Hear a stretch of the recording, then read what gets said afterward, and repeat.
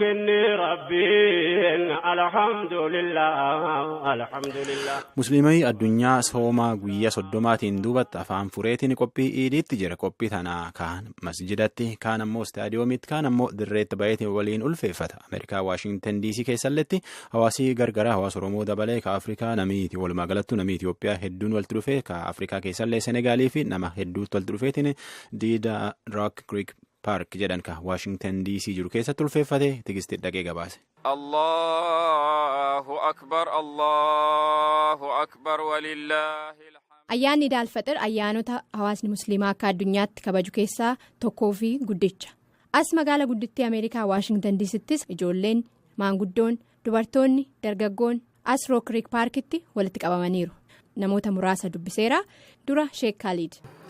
Egaa akkuma beekamutti duraan dursee warra aalam islaamaa jiru hundaa'uu baaga rabbiin subhaanahu wa ta'aalaa iidaan isiniin ga'een ja'a. Akkasumas akkuma nagaafatetti amma aalama keenya keessatti shoorarkaa adda addaa deemaa jira. Maqaa amantiitiin deemaa jira. Wanni kun amantii islaamaatirraa garaagarummaa qaba. Amantiin islaamaa waan kana hin qaraasiftu, waan kanaas hin barsiiftu. Amantiin islaamaa akkuma beekamutti maqaa isaatirraa illee amantii nagayaati. Hoggaa walii geenyee walitti nagaa walii dabarsinus assalaamu alaykum waliin jenna. Nagayni isinirratti haa oolu jenna. Maqaa rabbii keenyaa keessaas tokko assalaam jedhama. Nagaya rabbiin subhaanahu wa ta'aalaa nagaya kannaadha. Jannanni rabbiin subhaanahu wa ta'aalaa mu'mintootaaf qopheessees daarussalaam jedhamti. Kun hundi wanni nu barsiisu maali? Islaamummaan wanni qaraasisu, wanni barsiisu, wanni hoogganu salaam takkaahu nagaya jechuu. Nagaya kana bira dhaabbanne islaamummaa keenya mataa keenya ol qabne waan kana faalleessu hunda yaani nu hundinuu bira ummata keenya takkaahu ijoollee dargaggee keenya barsiifne waan kanarraa fageessuu qabna. Waan kanarraa beekanne nama warra shoorarkeessituun kuni qaraatii islaamaa keessa waan wal falleessuuf taata waan wal falleessuuf taateef jecha waan kanarraa fagaannee yaani amantii teenya qabannee karaa rabbii keenyatti deebi'uu qabnaan jedha. Galatoom inshallah. Ganama yoo hirriba kaanu marqa marqinaa marqa nyaannaa achi kaanummoo warri keenya marti namni marti walitti yaa'ee walitti dhufee wajjin nyaatee wajjin dhugee wal eebbisee salaatee rabbii ufii kadhatee yoo roobni jiraatin yaa rabbi nu roobsi jedhee yoo bishaan baay'ate bishaan nurraa qabi jedhee kana hunda kadhatee rabbii ufii kadhatee gammachuun addaan galaa guyyaan har'aa ka gammachuuti hin gammannaa namni marti nu wajji gammadaa kanuma qaba ka. Marqa nyaatamanaan jettanii ganama marqaa nyaattanii salaata dhuftanii. Amma immoo salaanni dhumee manatti galaa jirtan. Manatti nyaatama. Wanni nyaatamne hin jiru. Lamaan tokko. Lukkuu nyaannaa. Amma na dharraasisaa jirtan anayyuu. Kootu nyaatta. Sidhiiseen galumaan lukkuu hin nyaannaa.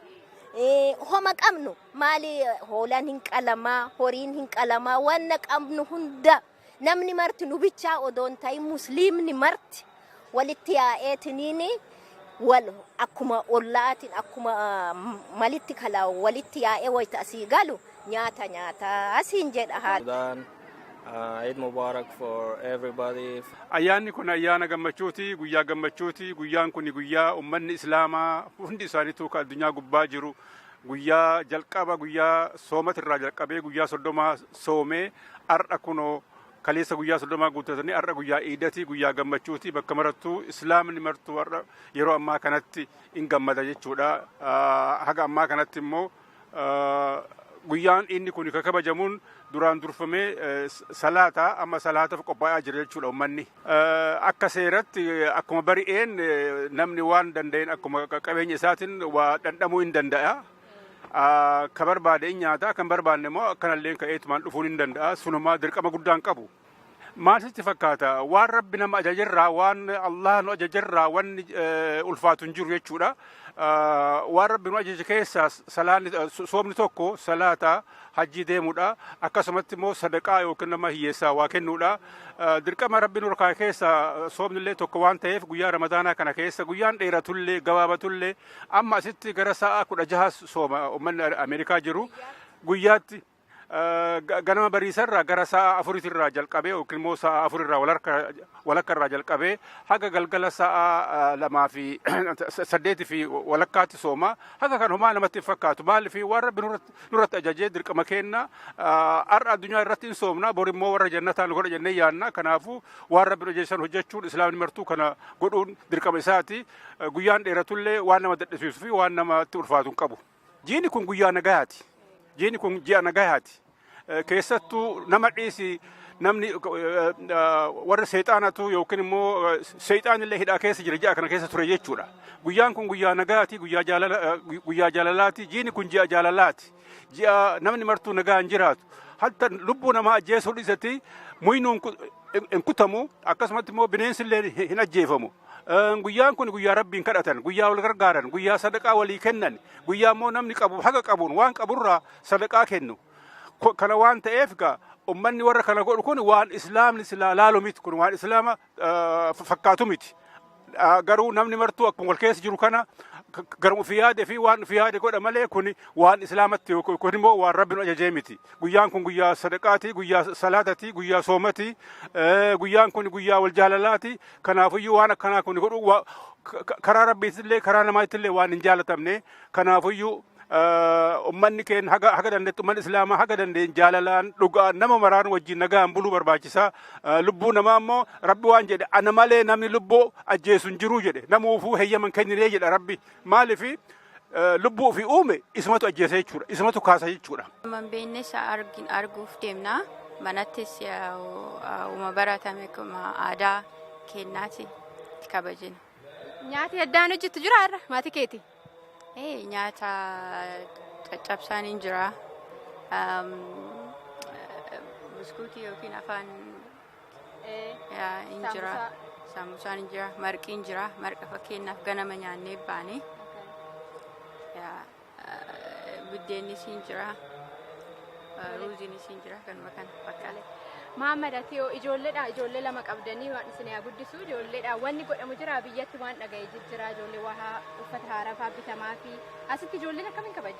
Ijoollee yeroo biyya uffata haaraa bittaa fi horii kennitaa fi birrii 5-10 haqqal iid jedhama san godhanii fi manatti immootu nyaata garaagaraa qopheessanii maatiin firri walirra deemee walirraa nyaatee guyyaa kabajaa jechuudha. Asuma keessa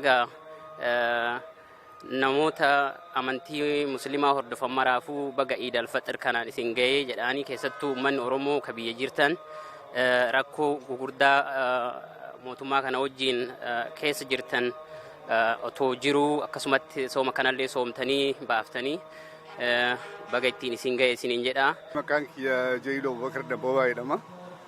Ayyaanni akkamii? Ayyaanni gaariidha alhamdulillah galata rabbi kunoo ji'a tokko guutuu guyyaa 30 soomne harragaa uummata hunda wajjin addunyaa guutuutti musliimni har'a sooma hiikaa rabbi asiin nu ga'e egaa bara dhufus nuun haa ga'u galanni ka isaati. Tole amma anan sin argadhe as Washington DC magaalaa guddittii Ameerikaatti iddoo itti ayyaanni kabajamu salaata jedhame meenatti asitti maaltu ta'a akkamiin jalqaba ganama ammi?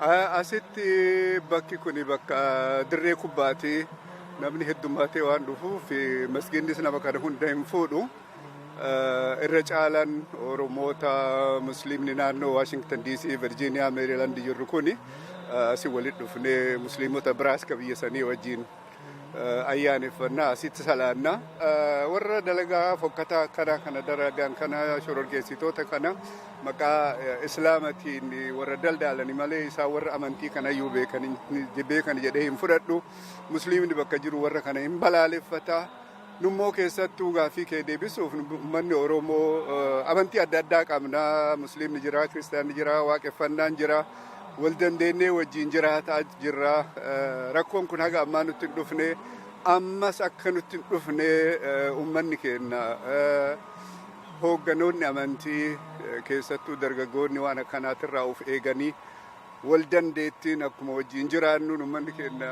amantii lachuu sadiinuu qaba wal dandeenyee wajjin jiraachuu fi kun warra Oromoo walitti dhufee amantii biraa qabus wajjin ayyaaneffannaa wajjin oollaa kuni dalagaa fokkataadha. Hedduu kan nama gaddisiisu keessattuu masgiida eebbifamaa masgiida Madiinaatitti biyya Saa'udiititti wanni akkanaa ga'uun kun hedduu nama yaaddisa. Namni amantii kana hin qaba jedhee maqaa islaamummaa himatu musliimii waan akkanaa hin dalagu. Bakka hundatti hin balaaleffannaa kun hawaasa keenya keessa akka hin seenne biyyattis alattis waan kana jabaannee ofirraa eeguu qabnaan jedha. My name is Opsa. Eid Mubarak to all the Ethiopians and all the Muslims. Hawaasa musliima hunda ayyaana gaarii Eid Mubarak. Nuuf kenni Rabbiin alhamdulillah alhamdulillah.